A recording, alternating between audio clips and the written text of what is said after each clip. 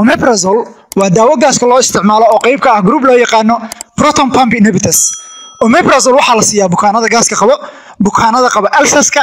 ulcersna waxa weeyaan booga ka soo baxa caloosha iyo mindhicirada. caloosha iyo mindhicirada inay booga ka soo baxaana waxaa keena asiirka oo caloosha ku badato. sidoo kale omeprazole waxaa la siiyaa bukaanada laabjeexa qaba. omeprazole waxaa kaloo la siiyaa bukaanada isticmaalo xanuun baabiyaasha loo yaqaano NSAIDs. xanuun baabiyaashana waxaa kamid ah paracetamolka, brufinka, diclofenac, indomethacin, meloxicam. xanuun baabiyaasha dhan baa kamid ah kuwa NSAIDs loo yaqaano. sidoo kale omeprazole waxaa la siiyaa bukaanada qaba H pylori ama H pylori laga daweynayo asagoo markaa la raacinaya dawooyin antibiotic si loo dilo bakteeriyada gaaska keento ee loo yaqaano H pylori. omeprazole maalintiiba 20 mg ayaa hal waqti la isticmaalaa, mise hal waqti ayaa la qaataa 20 mg oo hal waqti ah.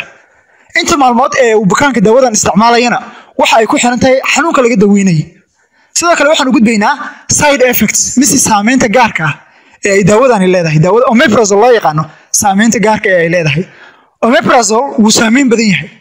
boqolkiiba bukaanada qaata daawada omeprazole loo yaqaano boqolkiiba 1 ilaa 10 waxay ka qaadaan laba, hunqaaco, shuban, dibiro, calool xanuun iyo madax xanuun.